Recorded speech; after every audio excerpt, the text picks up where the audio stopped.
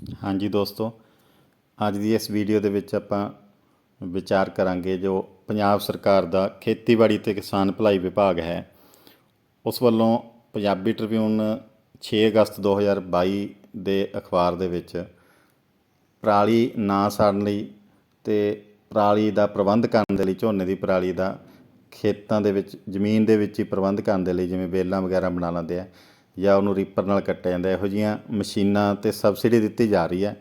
ਵੱਖ-ਵੱਖ ਵਰਗਾਂ ਦੇ ਵਿੱਚ 50% ਤੋਂ 80% ਤੱਕ ਦੀ ਜੋ ਸਬਸਿਡੀ ਹੈ ਉਹ ਪੰਜਾਬ ਸਰਕਾਰ ਵੱਲੋਂ ਦਿੱਤੀ ਜਾਏਗੀ।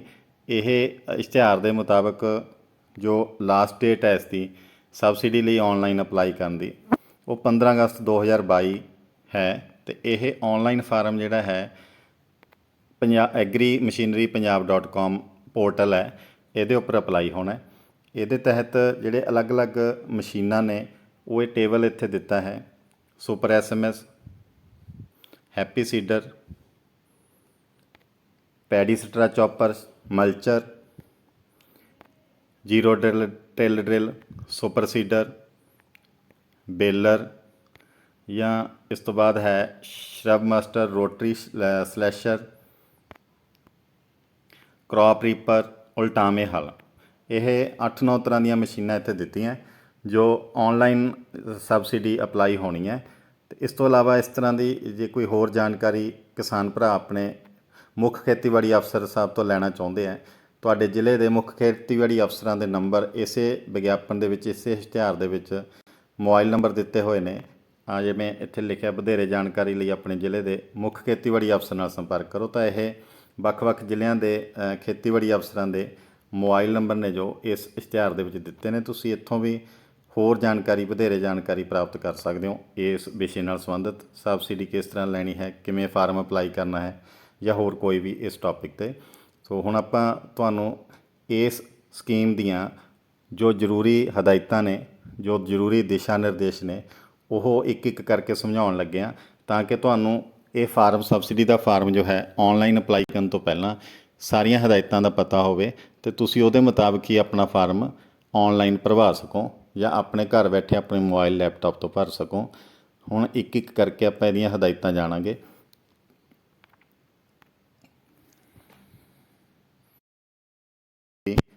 ਪੰਜਾਬ.com, ਤਾਂ ਇਸ ਤੋਂ ਬਾਅਦ ਪੰਜਾਬ ਐਗਰੀਕਲਚਰ ਡਿਪਾਰਟਮੈਂਟ ਦਾ ਜਿਹੜਾ ਲਿੰਕ ਹੈ, ਸਭ ਤੋਂ ਪਹਿਲਾ ਲਿੰਕ ਇਹ ਤੁਹਾਨੂੰ ਉੱਪਰ ਹੀ ਨਜ਼ਰ ਆਊਗਾ। ਐਗਰੀ ਮਸ਼ੀਨਰੀ ਪੰਜਾਬ.com ਦਾ ਲਿੰਕ, ਪੰਜਾਬ ਐਗਰੀਕਲਚਰ ਡਿਪਾਰਟਮੈਂਟ, ਖੇਤੀਬਾੜੀ ਵਿਭਾਗ ਦਾ ਜਿਹੜਾ ਡਿਪਾਰਟਮੈਂਟ ਦਾ ਜਿਹੜਾ ਪੋਰਟਲ ਹੈ।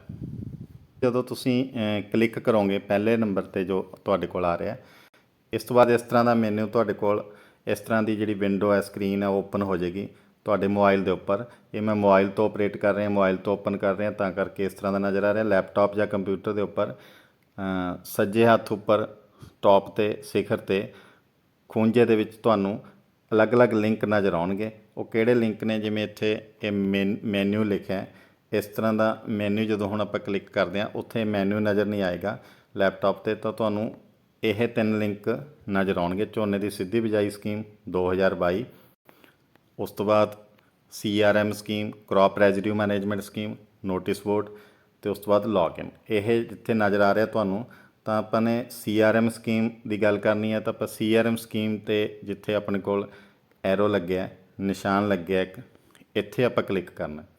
ਇੱਥੇ ਬਟਨ ਨਾਪੋਗੇ ਤੁਸੀਂ, 2 ਆਪਸ਼ਨ ਤੁਹਾਨੂੰ 2 ਚੀਜ਼ਾਂ ਦਿਖਾਈ ਦੇ ਰਹੀਆਂ। Apply under CRM scheme, CRM scheme ਦੇ ਦਿਸ਼ਾ ਨਿਰਦੇਸ਼। ਸੋ ਅਪਲਾਈ ਕਿਵੇਂ ਕਰਨੀ ਹੈ ਸਬਸਿਡੀ, ਫਾਰਮ ਕਿਵੇਂ ਭਰਨਾ, ਉਹਦੇ ਲਈ ਅਪਲਾਈ ਅੰਡਰ CRM ਸਕੀਮ 'ਤੇ ਕਲਿੱਕ ਕਰਨਾ ਫਾਰਮ ਭਰਨ ਲਈ।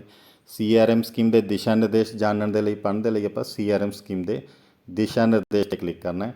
ਸੋ ਫਾਰਮ ਭਰਨ ਲਈ ਇੱਕ ਅਲੱਗ ਤੋਂ ਵੀਡੀਓ ਸ਼ੇਅਰ ਕਰਾਂਗੇ ਤੁਹਾਡੇ ਨਾਲ, ਤਾਂ ਉਹਨੂੰ ਦੇਖ ਲੈਣਾ ਤੁਸੀਂ। ਇਹਦੇ ਜਿਹੜੇ ਦਿਸ਼ਾ ਨਿਰਦੇਸ਼ ਹੈ ਉਹ ਅੱਜ ਤੁਹਾਨੂੰ ਇੱਕ-ਇੱਕ ਕਰਕੇ ਇੱਥੋਂ ਜਦੋਂ ਕਲਿੱਕ ਕਰੋਗੇ ਉਹ ਤੁਸੀਂ ਅੱਗੇ ਤੁਹਾਨੂੰ ਹੋਰ ਲਿੰਕ ਓਪਨ ਹੋਏਗਾ। ਇਸ ਤਰ੍ਹਾਂ ਦਾ ਲਿੰਕ ਇਹ ਓਪਨ ਹੋ ਰਿਹਾ। ਇਹਦੇ 'ਤੇ ਇੱਕ-ਇੱਕ ਕਰਕੇ ਸਾਰੇ ਦਿਸ਼ਾ ਨਿਰਦੇਸ਼ ਜਿਹੜੇ ਬਹੁਤ ਮਹੱਤਵਪੂਰਨ ਪੁਆਇੰਟ ਹੈ, ਬਹੁਤ ਮਹੱਤਵਪੂਰਨ ਨੁਕਤੇ ਹੈ, ਇਹ ਤੁਹਾਨੂੰ ਪਤਾ ਹੋਣੇ ਚਾਹੀਦੇ ਹੈ। ਕਿਹੜੇ ਕਾਗਜ਼ ਪੱਤਰ ਤੁਸੀਂ ਤਿਆਰ ਕਰਨੇ ਆ ਉਸ ਤੋਂ ਪਹਿਲਾਂ, ਫਾਰਮ ਭਰਨ ਤੋਂ ਪਹਿਲਾਂ ਉਹ ਅਪਲੋਡ ਹੋਣੇ ਆ ਇਹਦੇ 'ਤੇ, ਉਹ ਸਾਰੇ ਤੁਸੀਂ ਰੈਡੀ ਰੱਖਣੇ, ਤਿਆਰ ਰੱਖਣੇ, ਤਾਂ ਕਿ ਤੁਹਾਡਾ ਫਾਰਮ ਬਿਲਕੁਲ ਆਸਾਨੀ ਨਾਲ ਭਰਿਆ ਜਾ ਸਕੇ। ਹੁਣ ਆਪਾਂ ਇਹਦੇ ਇੱਕ-ਇੱਕ ਕਰਕੇ ਸਾਰੇ ਦਿਸ਼ਾ ਨਿਰਦੇਸ਼ ਆ ਜਿਹੜੇ ਉਹ ਡਿਸਕਸ ਕਰਦੇ ਹਾਂ। ਇਹ ਹਦਾਇਤਾਂ ਨੇ ਜੋ ਆਪਾਂ ਇੱਕ ਇੱਕ ਕਰਕੇ ਇਹਦੀਆਂ ਜਾਣਾਂਗੇ। ਖੇਤੀ ਮਸ਼ੀਨਾਂ ਤੇ CRM ਸਕੀਮ ਤਹਿਤ ਭਾਰੀ subsidy on agri machinery in Punjab under CRM scheme 2022। So ਇਹਦੇ ਤਹਿਤ CRM ਸਕੀਮ ਦੇ ਦਿਸ਼ਾ ਨਿਰਦੇਸ਼ ਹੈ ਜੋ ਉਹ ਆਪਾਂ ਜਾਣਦੇ ਹਾਂ। CRM ਦਾ ਮਤਲਬ ਹੈ ਕ੍ਰੌਪ ਰੈਜੀਡਿਊ ਮੈਨੇਜਮੈਂਟ। ਕ੍ਰੌਪ ਰੈਜੀਡਿਊ ਮੈਨੇਜਮੈਂਟ ਦਾ ਮਤਲਬ ਹੈ ਪੰਜਾਬੀ ਦੇ ਵਿੱਚ ਕਿ ਤੁਸੀਂ ਫਸਲ ਦੀ ਜਿਹੜੀ ਰਹਿੰਦ ਖੂੰਹਦ ਹੈ ਉਹਦਾ ਪ੍ਰਬੰਧ ਕਿਵੇਂ ਕਰਨਾ ਹੈ। ਫਸਲ ਦੀ ਰਹਿੰਦ ਖੂੰਹਦ ਨੂੰ ਅੱਗ ਨਾ ਲਗਾ ਕੇ ਖੇਤੀ ਜਿੱਥੇ ਤੁਸੀਂ ਕੀਤੀ ਹੈ ਜ਼ਮੀਨ ਦੇ ਵਿੱਚ ਉੱਥੇ ਤੁਸੀਂ ਕਿਸ ਤਰ੍ਹਾਂ ਉਹਦਾ ਪ੍ਰਬੰਧ ਕਰ ਸਕਦੇ ਹੋ। ਇਹਦੇ ਲਈ ਸਭ ਤੋਂ ਪਹਿਲਾਂ ਇੱਥੇ ਲਿਖਿਆ ਬਿਨੇਕਾਰ ਉਸ ਸ਼੍ਰੇਣੀ ਦੀ ਚੋਣ ਕਰੋ ਜਿਸ ਵਿੱਚ ਉਹ ਸਬਸਿਡੀ ਲਈ ਅਰਜ਼ੀ ਦੇਣਾ ਚਾਹੁੰਦਾ ਹੋਵੇ। ਤਾਂ ਕਿਸ ਕੈਟੇਗਰੀ ਹੈ ਤੁਸੀਂ? ਵਿਅਕਤੀਗਤ ਕਿਸਾਨ, ਰਜਿਸਟਰਡ ਕਿਸਾਨ ਗਰੁੱਪੋਂ, ਸਹਿਕਾਰੀ ਸਭਾ ਕੋਈ ਤੁਹਾਡੀ, ਪੰਚਾਇਤ ਦੇ ਤੌਰ 'ਤੇ ਤੁਸੀਂ ਫਾਰਮ ਅਪਲਾਈ ਕਰਨਾ ਹੈ, ਕਿਸਾਨ ਉਤਪਾਦਕ ਸੰਗਠਨ ਬਣਾਇਆ ਹੋਇਆ ਤੁਸੀਂ ਕੋਈ ਰਜਿਸਟ੍ਰੇਸ਼ਨ ਕਰਵਾ ਕੇ। ਤਾਂ ਇਹ 5 ਤਰ੍ਹਾਂ ਦੇ ਜਿਹੜੇ ਵਰਗ ਨੇ ਅਲੱਗ-ਅਲੱਗ, ਇਹ ਤੁਹਾਨੂੰ ਪਤਾ ਹੋਣਾ ਚਾਹੀਦਾ ਕਿ ਤੁਸੀਂ ਕਿਸ ਕੈਟੇਗਰੀ ਦੇ ਵਿੱਚ ਆਉਂਦੇ ਹੋ, ਕਿਸ ਵਰਗ ਦੇ ਵਿੱਚ ਆਉਂਦੇ ਹੋ, ਅਤੇ ਉਸੇ ਕੈਟੇਗਰੀ ਦੇ ਫਾਰਮ ਤੁਸੀਂ ਭਰਨਾ ਹੈ। ਬਿਨੇਕਾਰ ਕਿਸਾਨ ਪੋਰਟਲ ਤੋਂ ਰਜਿਸਟਰਡ ਡੀਲਰਾਂ, ਨਿਰਮਾਤਾਵਾਂ ਅਤੇ ਮਸ਼ੀਨਾਂ ਦੀ ਮਨਜ਼ੂਰਸ਼ੁਦਾ ਸੂਚੀ ਵੇਖ ਸਕਦੇ ਹਨ। ਇਹਦਾ ਮਤਲਬ ਇਹ ਹੈ ਕਿ ਤੁਸੀਂ ਅਪਲਾਈ ਕਰਨ ਤੋਂ ਪਹਿਲਾਂ, ਫਾਰਮ ਭਰਨ ਤੋਂ ਪਹਿਲਾਂ ਜਿਹੜੇ ਵੀ ਡੀਲਰ ਜਿੱਥੋਂ ਮਸ਼ੀਨਾਂ ਇਹ ਮਿਲਦੀਆਂ, ਕਿਹੜੇ ਡੀਲਰ ਹੈ, ਕਿਹੜੇ ਉਹ ਮਸ਼ੀਨਾਂ ਨੂੰ ਬਣਾਉਣ ਵਾਲੇ ਨਿਰਮਾਤਾ ਨੇ, ਅਤੇ ਮਸ਼ੀਨਾਂ ਦੀ ਮਨਜ਼ੂਰਸ਼ੁਦਾ ਸੂਚੀ ਹੈ ਜਿਹੜੀ ਉਹ ਕਿਹੜੀ ਹੈ, ਕਿਹੜੀਆਂ ਮਸ਼ੀਨਾਂ 'ਤੇ ਸਬਸਿਡੀ ਮਿਲੇਗੀ, ਉਹ ਸੂਚੀ ਤੁਸੀਂ ਫਾਰਮ ਭਰਨ ਤੋਂ ਪਹਿਲਾਂ ਜਾਣ ਲੈਣੀ ਹੈ। ਇਸ ਤੋਂ ਬਾਅਦ ਤੁਹਾਨੂੰ ਵਿਅਕਤੀਗਤ ਕਿਸਾਨ ਦੀ ਸ਼੍ਰੇਣੀ ਹੇਠ ਲਿਖੀ ਹੋਵੇਗੀ। ਜੇ ਕੋਈ ਇੰਡੀਵਿਜੂਅਲ ਫਾਰਮਰ ਅਲੱਗ ਤੋਂ ਇਕੱਲਾ ਇੱਕ ਕਿਸਾਨ ਆਪਣੇ ਲਈ ਖੇਤੀਬਾੜੀ ਦੀਆਂ ਮਸ਼ੀਨਾਂ ਖਰੀਦਣਾ ਚਾਹੁੰਦਾ ਸਬਸਿਡੀ 'ਤੇ, ਤਾਂ ਉਹ ਆਪਣੀ ਇਹ ਕੈਟੇਗਰੀ ਧਿਆਨ ਨਾਲ ਭਰੇਗਾ। 3 ਤਰ੍ਹਾਂ ਦੇ ਕਿਸਾਨ ਹੈਗੇ, ਇੱਥੇ 'ਚ ਵੰਡ ਕੀਤੀ ਹੈ ਉਹਨਾਂ ਦੀ ਜ਼ਮੀਨ ਦੀ ਮਾਲਕੀ ਦੇ ਹਿਸਾਬ ਦੇ ਨਾਲ। ਸੀਮਾਂਤ ਕਿਸਾਨ 2.5 ਏਕੜ ਤੱਕ ਦੀ ਜ਼ਮੀਨ ਦੇ ਮਾਲਕ, ਛੋਟੇ ਕਿਸਾਨ 2.5 ਤੋਂ 5 ਏਕੜ ਤੱਕ ਦੀ ਜ਼ਮੀਨ ਦੇ ਮਾਲਕ, ਵੱਡੇ ਕਿਸਾਨ 5 ਏਕੜ ਜਾਂ ਇਸ ਤੋਂ ਵੱਧ ਦੀ ਜ਼ਮੀਨ ਦੇ ਮਾਲਕ। ਸੋ ਇਹ ਵੀ ਧਿਆਨ ਨਾਲ ਤੁਸੀਂ ਨੋਟ ਕਰ ਲੈਣਾ। ਉਸ ਤੋਂ ਬਾਅਦ ਅਗਲੀ ਹਦਾਇਤ ਹੈ ਕਿ ਬਿਨੇਕਾਰ ਕਿਸਾਨ ਇਹ ਯਕੀਨੀ ਬਣਾਉਣਗੇ ਕਿ ਉਹਨਾਂ ਦੇ ਵਿਅਕਤੀਗਤ ਨਾਮ ਆਧਾਰ ਕਾਰਡ ਦੇ ਅਨੁਸਾਰ ਹੋਣ। ਸ਼੍ਰੇਣੀ ਜੇ SC ST ਜਨਰਲ ਕਿਸਮ ਦੀ ਸ਼੍ਰੇਣੀ, ਛੋਟੇ ਸੀਮਾਂਤ, ਵੱਡੇ ਕਿਸ ਕਿਸਮ ਦੇ ਉਹ ਕਿਸਾਨ ਨੇ, ਲਿੰਗ ਮਰਦ ਇਸਤਰੀ ਨੂੰ ਸਹੀ ਭਰਿਆ ਜਾਣਾ ਚਾਹੀਦਾ ਹੈ। ਸਾਰੀਆਂ ਜਿਹੜੀਆਂ ਇਹ ਜ਼ਰੂਰੀ ਮਹੱਤਵਪੂਰਨ ਚੀਜ਼ਾਂ ਨੇ, ਉਹਨਾਂ ਦਾ ਨਾਮ ਜਿਹੜਾ ਆਧਾਰ ਕਾਰਡ ਦੇ ਨਾਮ ਅਨੁਸਾਰ ਹੋਵੇ। ਉਹਨਾਂ ਦੀ ਜਿਹੜੀ ਕੈਟੇਗਰੀ ਹੈ, ਰਿਜ਼ਰਵ ਕੈਟੇਗਰੀ ਹੈ ਕੋਈ ਜਾਂ ਜਨਰਲ ਹੈ ਉਹ, ਜਾਂ ਉਹ ਛੋਟੇ ਸੀਮਾਂਤ ਜਾਂ ਵੱਡੇ ਕਿਸਾਨ ਕਿਹੜੇ ਵਰਗ ਦੇ ਵਿੱਚ ਆਉਂਦੇ ਆ ਉਹ ਸਹੀ ਭਰਿਆ ਜਾਵੇ। ਲਿੰਗ ਉਹ ਮਰਦ ਦੇ ਤੌਰ 'ਤੇ ਜੈਂਟਸ ਨੇ ਜਾਂ ਉਹ ਫੀਮੇਲ ਨੇ, ਮੇਲ ਜਾਂ ਫੀਮੇਲ ਨੇ, ਉਹ ਖਾਨੇ ਸਹੀ ਭਰੇ ਜਾਣ। ਨਹੀਂ ਤਾਂ ਤਸਦੀਕ ਕੀਤੀ ਜਾਏਗੀ ਅਰਜ਼ੀ ਉਦੋਂ ਜੇ ਕੋਈ ਗਲਤ ਪਾਇਆ ਜਾਂਦਾ ਤਾਂ ਉਹ ਰੱਦ ਕੀਤੀ ਜਾ ਸਕਦੀ ਹੈ ਅਰਜ਼ੀ। ਬਿਨੇਕਾਰ ਕਿਸਾਨ ਦੀ ਜ਼ਿੰਮੇਵਾਰੀ ਹੋਵੇਗੀ ਕਿ ਉਹ ਸਬਸਿਡੀ ਲੈਣ ਲਈ ਸਹੀ ਵੇਰਵੇ ਪੇਸ਼ ਕਰੇ। ਇਹ ਕਿਸਾਨ ਦੀ ਆਪਣੀ ਜ਼ਿੰਮੇਵਾਰੀ ਹੈ ਕਿ ਉਹ ਆਪਣੀ ਸਾਰੀ ਡਿਟੇਲ ਹੈ ਜਿਹੜੀ ਸਹੀ ਭਰਵਾਵੇ। ਕਿਸਾਨਾਂ ਦੀ EKYC, ਕਿਸਾਨਾਂ ਦੀ ਜਿਹੜੀ EKYC ਵੈਰੀਫਿਕੇਸ਼ਨ ਆਧਾਰ ਨੰਬਰ ਦੇ ਵਰਤੋਂ ਕਰਕੇ ਕੀਤੀ ਜਾਣੀ ਹੈ। ਮਤਲਬ ਤੁਹਾਨੂੰ OTP ਆਏਗਾ ਜਦੋਂ ਤੁਸੀਂ ਆਧਾਰ ਨੰਬਰ ਭਰੋਗੇ। ਸਭ ਤੋਂ ਪਹਿਲਾਂ ਆਧਾਰ ਨੰਬਰ ਭਰਨ ਤੋਂ ਬਾਅਦ ਤੁਸੀਂ OTP ਤੁਹਾਡੇ ਨੰਬਰ 'ਤੇ ਮਿਲੇਗਾ, ਜਿਹੜਾ ਰਜਿਸਟਰਡ ਮੋਬਾਈਲ ਨੰਬਰ ਹੈ ਤੁਹਾਡੇ ਆਧਾਰ ਨਾਲ ਲਿੰਕ ਹੈ। ਤਾਂ ਰਜਿਸਟਰਡ ਫਾਰਮਰ ਗਰੁੱਪ, ਸਹਿਕਾਰੀ ਸਭਾ, ਪੰਚਾਇਤ, ਕਿਸਾਨ ਉਤਪਾਦਕ ਸੰਗਠਨ ਆਧਾਰ ਕਾਰਡ, ਪੈਨ ਕਾਰਡ ਦੀ ਵਰਤੋਂ ਕਰ ਰਿਹਾ ਹੈ। ਬਿਨੇਕਾਰ ਕਿਸਾਨ ਨੂੰ ਇੱਕ ਵਿਲੱਖਣ ਲੌਗਇਨ ID, ਮੋਬਾਈਲ ਨੰਬਰ ਅਤੇ ਪਾਸਵਰਡ ਮਿਲੇਗਾ। ਕਿਰਪਾ ਕਰਕੇ ਕਿਸੇ ਹੋਰ ਵਿਅਕਤੀ ਨੂੰ ਇਸ ਪਾਸਵਰਡ ਦਾ ਖੁਲਾਸਾ ਨਾ ਕੀਤਾ ਜਾਵੇ। ਤੁਹਾਡਾ ਮੋਬਾਈਲ ਨੰਬਰ ਹੈ ਜਿਹੜਾ ਉਹ ਹਰੇਕ ਜਿਹੜਾ ਐਪਲੀਕੇਸ਼ਨ ਦੇ ਰਿਹਾ ਬੰਦਾ, ਐਪਲੀਕੈਂਟ ਹੈ, ਬਿਨੇਕਾਰ ਹੈ ਜਾਂ ਕਿਸਾਨ ਭਰਾ ਹੈ, ਉਹਨਾਂ ਦਾ ਮੋਬਾਈਲ ਨੰਬਰ, ਉਹਦਾ ਪਾਸਵਰਡ ਉਹਨਾਂ ਨੂੰ ਮਿਲੇਗਾ। ਮੋਬਾਈਲ ਨੰਬਰ ਉਹਨਾਂ ਦਾ ਲੌਗਇਨ ID ਹੋਏਗਾ ਅਤੇ ਪਾਸਵਰਡ ਉਹਨਾਂ ਦਾ ਇੱਕ ਅਲੱਗ ਸੀਕ੍ਰੇਟ ਕੰਫੀਡੈਂਸ਼ੀਅਲ ਹੁੰਦਾ, ਉਹ ਆਪਣਾ ਕਿਸੇ ਨਾਲ ਸਾਂਝਾ ਨਹੀਂ ਕਰਨਾ। ਅਗਲੀ ਹਦਾਇਤ ਜਿਹੜੀ ਹੈਗੀ ਹੈ, ਤੁਸੀਂ ਲੌਗਇਨ ਕਰ ਲਿਆ, ਤੁਹਾਨੂੰ ਯੂਜ਼ਰ ਨੇਮ ਮਿਲ ਗਿਆ। ਯੂਜ਼ਰ ਨੇਮ ਲੌਗਇਨ ਕਰਨ ਤੋਂ ਬਾਅਦ ਯੂਜ਼ਰ ਨੇਮ ਦੇ ਨਾਲ ਬਿਨੇਕਾਰ ਦੀ ਕਿਸਮ ਦੇ ਅਨੁਸਾਰ ਹੇਠਾਂ ਦਿੱਤੇ ਦਸਤਾਵੇਜ਼ ਲੋੜੀਂਦੇ ਹੋਣਗੇ। ਕਿਹੜੇ ਦਸਤਾਵੇਜ਼ ਹੈ ਇਹ ਟੇਬਲ ਦੇ ਵਿੱਚ ਦਿੱਤੇ ਹੋਏ ਆ। ਲੜੀ ਨੰਬਰ 2 'ਤੇ ਪਹਿਲਾਂ ਲੜੀ ਨੰਬਰ, ਫਿਰ ਬਿਨੇਕਾਰ, ਫਿਰ ਜਾਣਕਾਰੀ ਕਿਹੜੀ ਲੋੜੀਂਦੀ ਹੈ ਤੁਹਾਡੀ, ਫਿਰ ਦਸਤਾਵੇਜ਼ ਜਿਹੜੇ ਅਪਲੋਡ ਹੋਣੇ ਨੇ ਅਗਲੇ ਖਾਨੇ ਦੇ ਵਿੱਚ। ਸੋ ਪਹਿਲੇ ਨੰਬਰ 'ਤੇ ਜਿਸ ਤਰ੍ਹਾਂ ਮੈਂ ਤੁਹਾਨੂੰ ਇੱਥੇ ਦੱਸਿਆ ਕਿ ਵਿਅਕਤੀਗਤ ਕਿਸਾਨ, ਇੰਡੀਵਿਜੂਅਲ ਫਾਰਮਰ ਨੇ ਜਿਹੜੇ, ਉਹਨਾਂ ਨੂੰ ਉਹਨਾਂ ਦੇ ਆਧਾਰ ਨੰਬਰ ਦੇ ਵੇਰਵੇ, ਬੈਂਕ ਖਾਤੇ ਦਾ ਵੇਰਵਾ ਸਮੇਤ ਇੱਕ check, general, SC ST OBC ਕਿਸਾਨੀ ਦੀ ਸ਼੍ਰੇਣੀ, ਜਿਹੜੀ ਵੀ ਉਹ ਕੈਟੇਗਰੀ ਹੈ, ਇਹ ਜਾਣਕਾਰੀ ਭਰੀ ਜਾਣੀ ਹੈ ਫਾਰਮ ਦੇ ਵਿੱਚ। ਅਤੇ ਉਹਨਾਂ ਦੇ ਜਿਹੜੇ ਅਪਲੋਡ ਹੋਣ ਵਾਲੇ ਡਾਕੂਮੈਂਟ ਹੈ, ਵਿਅਕਤੀਗਤ ਕਿਸਾਨ ਨੇ ਜਿਹੜੇ ਇਕੱਲੇ ਆਪਣੇ ਆਧਾਰ ਤੇ ਫਾਰਮ ਭਰ ਰਹੇ ਆ, ਉਹਨਾਂ ਦਾ ਆਧਾਰ ਕਾਰਡ, ਬੈਂਕ ਖਾਤੇ ਦਾ ਰੱਦ ਕੀਤਾ ਮਤਲਬ ਕੈਂਸਲ ਕੀਤਾ ਚੈੱਕ, ਐਸਸੀ ਸਰਟੀਫਿਕੇਟ, ਜੇ ਕੋਈ ਰਿਜ਼ਰਵ ਕੈਟਾਗਰੀ ਦਾ ਐਪਲੀਕੈਂਟ ਹੈ ਤਾਂ ਉਹਨਾਂ ਦਾ ਜਿਹੜਾ ਐਸਸੀ ਕੈਟਾਗਰੀ ਦਾ ਸਰਟੀਫਿਕੇਟ ਬਣਿਆ ਉਹ, ਤੇ ਬਿਨੇਕਾਰ ਕਿਸਾਨ ਜਿਹੜਾ ਐਪਲੀਕੇਸ਼ਨ ਦੇ ਰਿਹਾ ਉਹਨਾਂ ਦੀ ਇੱਕ ਤਸਵੀਰ ਵੀ ਅਪਲੋਡ ਹੋਣੀ ਹੈ, ਫੋਟੋ ਵੀ ਅਪਲੋਡ ਹੋਣੀ ਹੈ।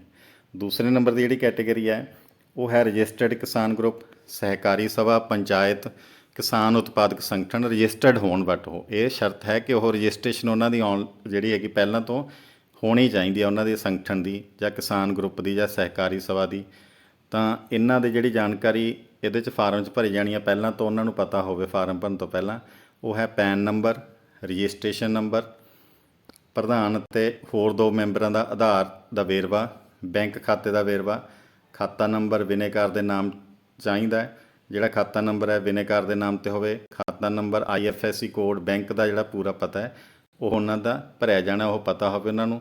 ਇਹਦੇ 'ਚ ਜਿਹੜੇ ਅਪਲੋਡ ਹੋਣੇ ਆ ਡਾਕੂਮੈਂਟ ਉਹ ਹੈ ਪੈਨ ਕਾਰਡ, ਰਜਿਸਟ੍ਰੇਸ਼ਨ ਸਰਟੀਫਿਕੇਟ, ਆਧਾਰ ਕਾਰਡ, ਬੈਂਕ ਖਾਤੇ ਦਾ ਰੱਦ ਕੀਤਾ ਚੈੱਕ, ਇੱਕ ਮੁਖੀ ਦੀ ਉਹਨਾਂ ਦੀ ਫੋਟੋ ਜਿਹੜੀ ਹੈ ਉਹ ਅਪਲੋਡ ਹੋਣੀ ਹੈ।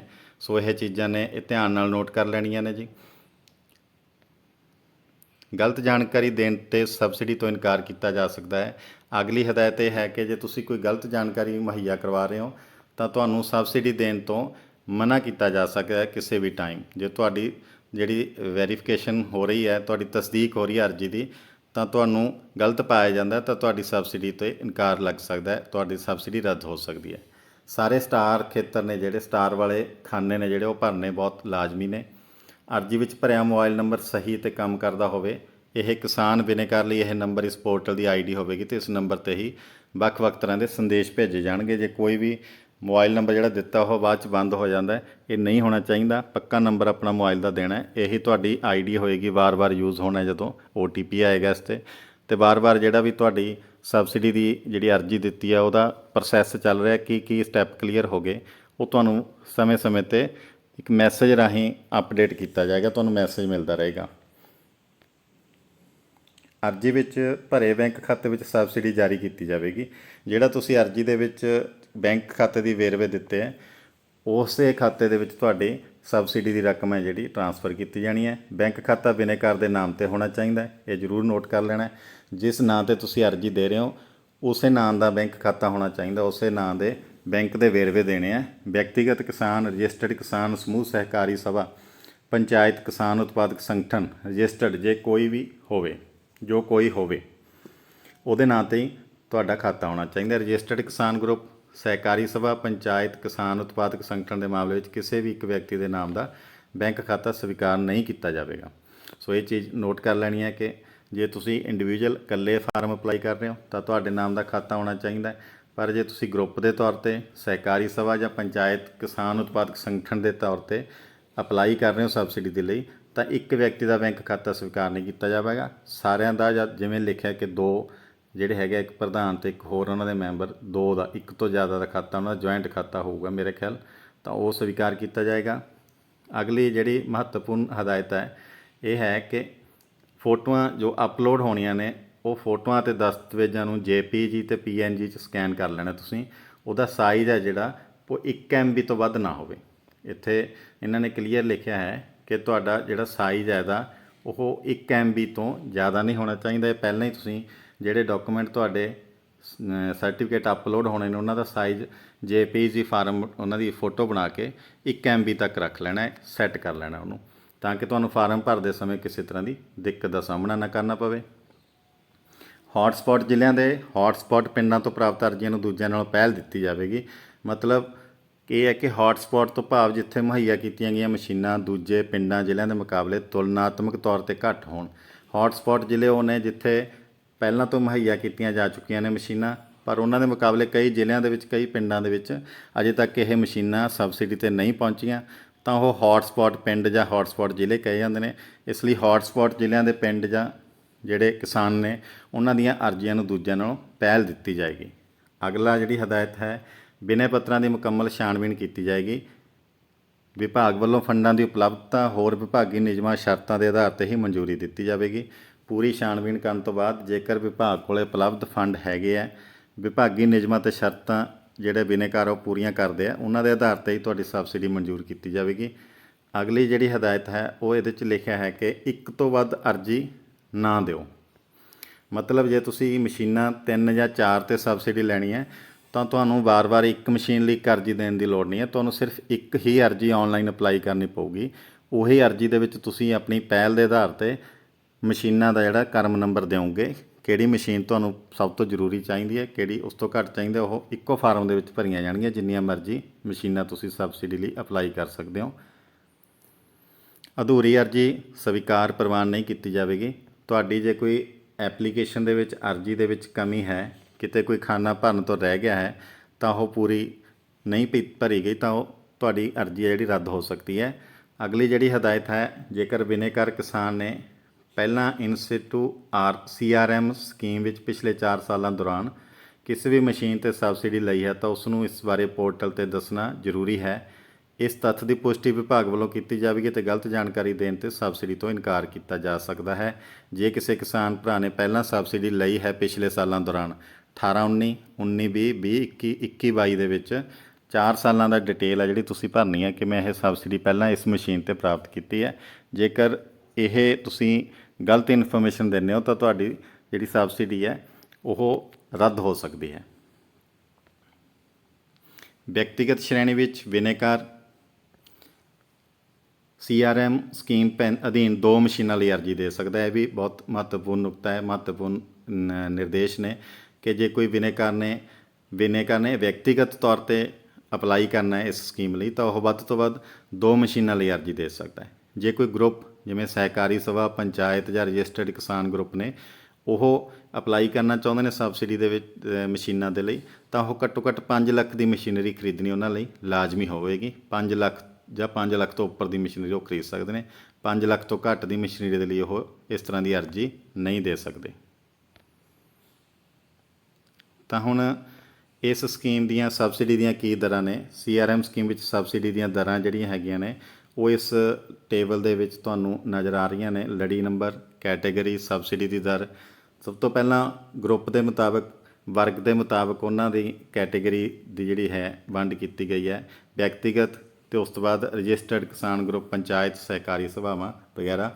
ਤਾਂ ਵਿਅਕਤੀਗਤ ਕਿਸਾਨ ਨੇ ਜਿਹੜੇ ਉਹਨਾਂ ਲਈ ਮਸ਼ੀਨਰੀ ਦੀ ਕੀਮਤ ਦਾ 50% ਜਾਂ ਵਿਭਾਗ ਵੱਲੋਂ ਨਿਰਧਾਰਤ ਸਬਸਿਡੀ ਦੀ ਰਕਮ ਜੋ ਵੀ ਘੱਟ ਹੋਵੇ। ਜੇ 50% ਤੋਂ ਜਿਹੜੀ ਵਿਭਾਗ ਨੇ ਡਿਸਾਈਡ ਕੀਤਾ ਹੈ, ਫੈਸਲਾ ਕੀਤਾ ਕਿ ਇੰਨੀ ਸਬਸਿਡੀ ਦੇਣੀ ਹੈ ਤਾਂ ਉਹ ਰਕਮ ਘੱਟ ਹੈ ਤਾਂ ਉਹ 50% ਨਹੀਂ ਮਿਲੇਗੀ ਸਬਸਿਡੀ। ਤਾਂ ਜਿਹੜੀ ਵਿਭਾਗ ਵੱਲੋਂ ਨਿਰਧਾਰਤ ਸਬਸਿਡੀ ਹੈ ਉਹ ਮਿਲੇਗੀ ਵਿਅਕਤੀਗਤ ਕਿਸਾਨ ਨੂੰ। ਰਜਿਸਟਰਡ ਕਿਸਾਨ ਗਰੁੱਪ, ਪੰਚਾਇਤ, ਸਹਿਕਾਰੀ ਸਭਾਵਾਂ, ਫਾਰਮਰ ਪ੍ਰੋਡਿਊਸਰ ਆਰਗੇਨਾਈਜੇਸ਼ਨ, ਇਹਨਾਂ ਨੂੰ ਮਸ਼ੀਨਰੀ ਦੀ ਕੀਮਤ ਦਾ 80% ਜਾਂ ਵਿਭਾਗ ਵੱਲੋਂ ਨਿਰਧਾਰਤ ਸਬਸਿਡੀ ਵਿੱਚੋਂ ਜੋ ਵੀ ਘੱਟ ਹੋਵੇਗੀ ਉਹ ਮਿਲੇਗੀ। ਦੋਨਾਂ ਦਾ ਨੋਟ ਕਰ ਲੈਣਾ ਤੁਸੀਂ। ਸਬਸਿਡੀ ਦੀਆਂ ਦਰਾਂ 50 ਤੋਂ 80% ਤੱਕ ਹੈ। ਜੇ ਵਿਭਾਗ ਵੱਲੋਂ ਨਿਰਧਾਰਤ ਸਬਸਿਡੀ ਦੀ ਰਕਮ 50% ਜਾਂ 80% ਤੋਂ ਘੱਟ ਰਹਿੰਦੀ ਹੈ ਤਾਂ ਉਹ ਵਿਭਾਗ ਵਾਲੀ ਰਕਮ ਦੀ ਸਬਸਿਡੀ ਹੀ ਜਾਰੀ ਕੀਤੀ ਜਾਵੇਗੀ। ਇਹ ਨੋਟ ਕਰਨ ਵਾਲਾ ਨੁਕਤਾ ਹੈ ਜੀ। ਉਸ ਤੋਂ ਅਗਲੀ ਹਦਾਇਤ ਜਿਹੜੀ ਹੈ, ਬਿਨੇਕਾਰ ਲੋੜ ਮੁਤਾਬਕ ਅਪਲਾਈ ਕੀਤੀ ਮਸ਼ੀਨਰੀ ਨੂੰ ਤਰਜੀਹ ਨੰਬਰ ਦੇਵੇਗਾ। ਜਿਹੜੀ ਵੀ ਮਸ਼ੀਨਰੀ ਅਪਲਾਈ ਕੀਤੀ ਹੈ ਉਹਦੇ ਲਈ ਤਰਜੀਹ ਨੰਬਰ ਉਹ ਆਪ ਨੋਟ ਕਰਵਾਏਗਾ ਬਿਨੇਕਾਰ। ਸਭ ਤੋਂ ਪਹਿਲਾਂ ਸਭ ਤੋਂ ਵੱਧ ਤਰਜੀਹ ਵਾਲੀ ਮਸ਼ੀਨਰੀ ਨੂੰ ਨੰਬਰ 1 ਦੇਣਾ ਹੈ। ਉਸ ਤੋਂ ਬਾਅਦ ਉਸ ਤੋਂ ਘੱਟ ਵਾਲੀ ਤਰਜੀਹ ਵਾਲੀ ਮਸ਼ੀਨਰੀ ਨੂੰ ਨੰਬਰ 2, 3, 4, 5 ਇਸ ਤਰ੍ਹਾਂ ਮਸ਼ੀਨਾਂ ਦੇ ਨੰਬਰਿੰਗ ਤੁਸੀਂ ਉਹਦੇ ਮੁਤਾਬਕ ਦੇਣੀ ਹੈ। ਤਾਂ ਅਪਲਾਈ ਕਰਨ ਦੀ ਅੰਤਿਮ ਮਿਤੀ ਤੱਕ ਬਿਨੇਕਾਰ ਆਪਣੀ ਅਰਜ਼ੀ ਵਿੱਚ ਕਿਸੇ ਵੀ ਸਮੇਂ ਕੋਈ ਬਦਲਾਅ ਕਰ ਸਕਦਾ ਹੈ, ਪਰ ਅੰਤਿਮ ਮਿਤੀ ਤੋਂ ਬਾਅਦ ਕਿਸੇ ਵੀ ਤਰ੍ਹਾਂ ਦਾ ਬਦਲਾਅ ਨਹੀਂ ਕੀਤਾ ਜਾ ਸਕੇਗਾ।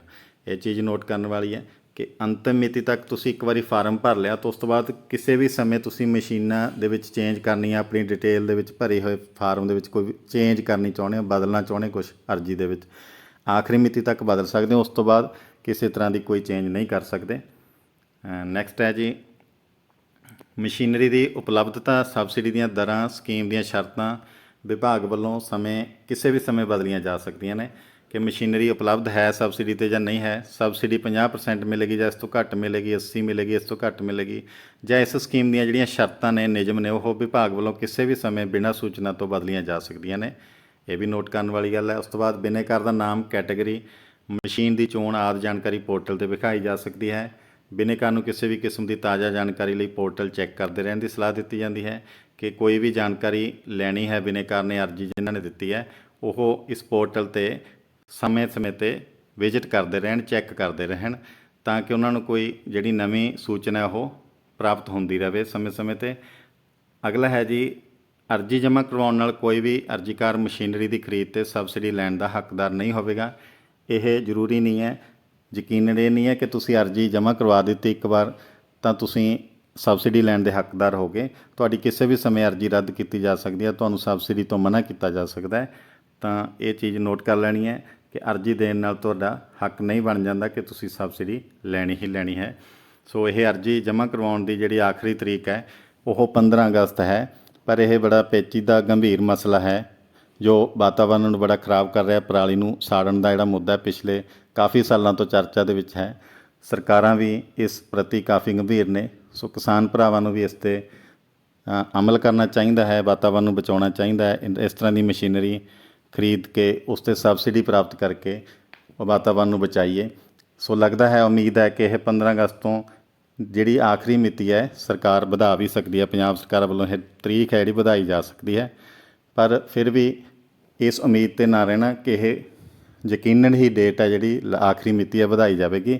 ਤੁਸੀਂ 15 ਅਗਸਤ ਤੱਕ ਇਸ ਫਾਰਮ ਨੂੰ ਅਪਲਾਈ ਕਰਕੇ ਜਲਦੀ ਆਪਣਾ ਫਾਰਮ ਮੁਕੰਮਲ ਕਰ ਲੈਣਾ। ਇਸ ਜਿਹੜੀ ਇਨਫੋਰਮੇਸ਼ਨ ਮੈਂ ਤੁਹਾਨੂੰ ਦਿੱਤੀ ਹੈ ਪੂਰੀ, ਇਸ ਦੇ ਜਿਹੜੇ ਸੋਰਸਸ ਹੈ ਮੇਰੇ ਪੰਜਾਬੀ ਟ੍ਰਿਬਿਊਨ 6 ਅਗਸਤ 2022 ਤੇ agrimachinerypunjab.com ਦਾ ਜਿਹੜਾ ਪੋਰਟਲ ਹੈ, ਇੱਥੋਂ ਮੈਂ ਸਾਰੀ ਇਨਫੋਰਮੇਸ਼ਨ ਤੁਹਾਡੇ ਨਾਲ ਸਾਂਝੀ ਕਰ ਰਿਹਾ। ਥੈਂਕ ਯੂ ਜੀ। ਜੇ ਤੁਹਾਨੂੰ ਅੱਛਾ ਲੱਗੇ ਤਾਂ ਤੁਸੀਂ ਇਹ ਵੀਡੀਓ ਅੱਗੇ ਸ਼ੇਅਰ ਕਰਦੇ ਰਹਿਣਾ। ਸਾਰੇ ਕਿਸਾਨ ਭਰਾਵਾਂ ਨਾਲ ਇਹ ਵੀਡੀਓ ਸ਼ੇਅਰ ਕਰੋ ਤਾਂ ਕਿ ਵੱਧ ਤੋਂ ਵੱਧ ਕਿਸਾਨ ਭਰਾ ਜਾਗਰੂਕ ਹੋਣ ਅਤੇ ਆਪਾਂ ਸਾਰੇ ਇਸ ਮੁਹਿੰਮ ਦਾ ਇੱਕ ਹਿੱਸਾ ਬਣੀਏ, ਵਾਤਾਵਰਨ ਨੂੰ ਬਚਾਈਏ, ਵਾਤਾਵਰਨ ਨੂੰ ਬਚਾਉਣ ਦੇ ਵਿੱਚ ਆਪਣਾ ਯੋਗਦਾਨ ਪਾਈਏ। ਜੇ ਤੁਹਾਨੂੰ ਇਹ ਵੀਡੀਓ ਅੱਛੀ ਲੱਗੀ, ਇਸ ਤਰ੍ਹਾਂ ਦੀਆਂ ਵੀਡੀਓ ਹੋਰ ਦੇਖਣ ਦੇ ਲਈ ਇਸ ਚੈਨਲ ਨੂੰ ਸਬਸਕ੍ਰਾਈਬ ਕਰਨਾ। ਜੇ ਕੋਈ ਇਸ ਤਰ੍ਹਾਂ ਦਾ ਸੁਜੈਸ਼ਨ ਹੋਵੇ, ਕੋਈ ਸੁਝਾਅ ਹੋਵੇ ਤਾਂ ਉਹ ਕਮੈਂਟ ਬਾਕਸ ਦੇ ਵਿੱਚ ਜ਼ਰੂਰ ਦੱਸਣਾ। Thank you very much.